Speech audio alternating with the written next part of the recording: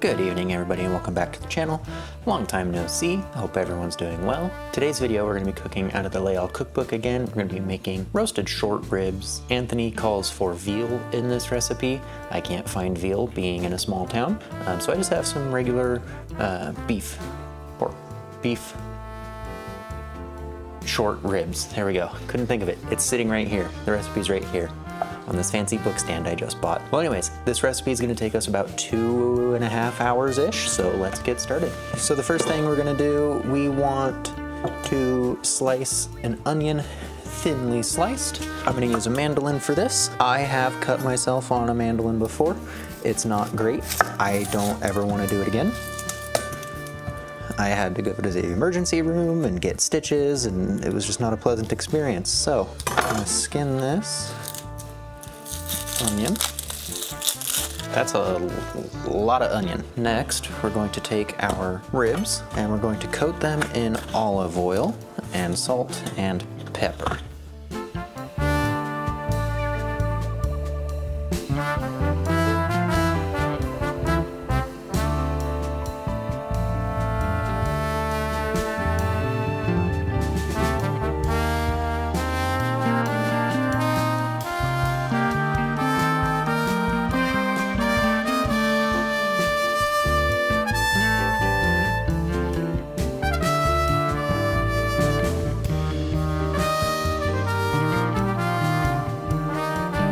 That's all of our prep work that we're going to be doing in our pot.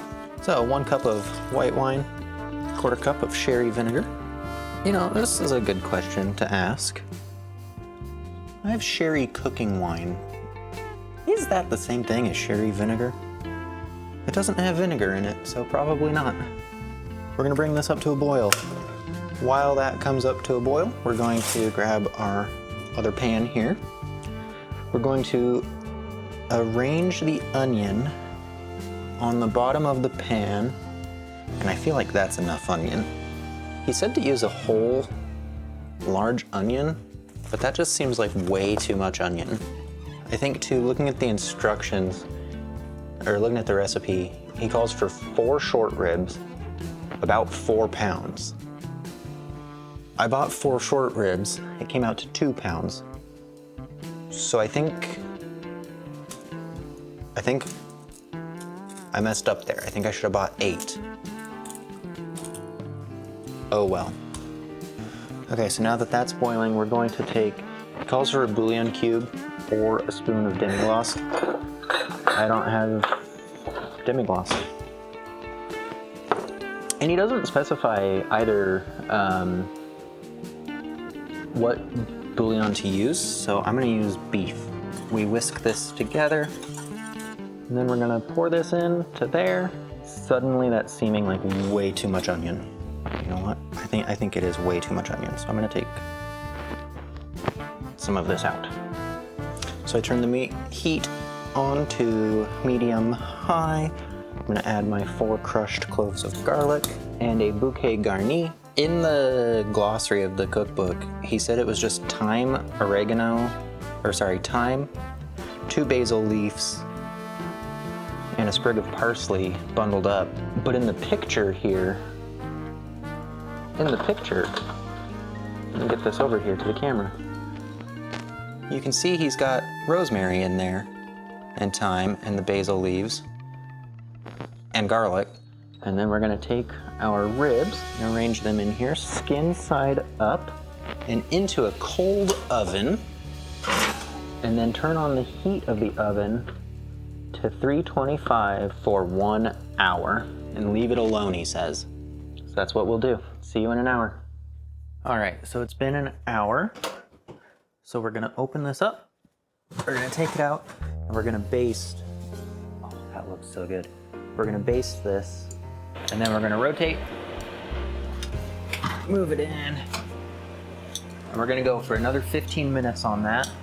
4 times, so total it's gonna cook for another hour. But every 15 minutes, I'm gonna be basting those and rotating them. So this is the final baste here. Take them out. Oh, look at that. Look at how beautiful that is. And then we're gonna put it back in. And we're gonna turn the heat up to 400 for 30 minutes. It hasn't exactly been the full 30 minutes. I opened the oven to check and they look pretty dang good. These are beautiful. Just look at that. Look at how beautiful those are. We all know my plating skills aren't the best, so bear with me as I try and do this.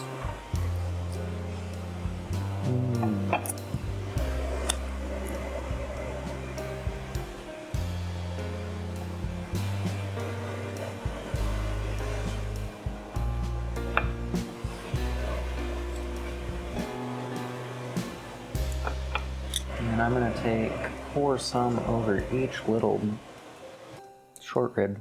And then I'm gonna take a little bit of squad there. I think this would be better with like mashed potatoes or some kind of like wild brown. Oh, I should have done wild rice. Ooh, that would have looked gorgeous. But there you go, bone apple teeth. Okay.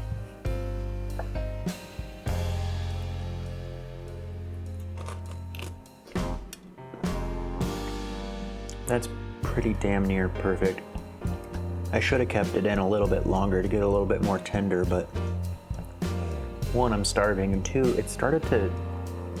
I got a little scared. It looked like it was starting to burn a bit. Oh, I was supposed to also sprinkle parsley on there. You're not gonna get a shot with parsley. Anyways, thanks for stopping by.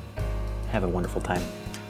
Yeah, I just gotta say that was an absolutely phenomenal dish. I think that's the best one I've had other than the French onion soup out of this cookbook. Out of this world. I should have left it in the oven for the full 30 minutes on that 400 degrees because my favorite part was actually the charred bits, because that's where most of the flavor was. It took the white wine, it took the salt, it took the herbs, and it like condensed everything down into those charred bits. It was so good. Yeah, 100%. Try this out.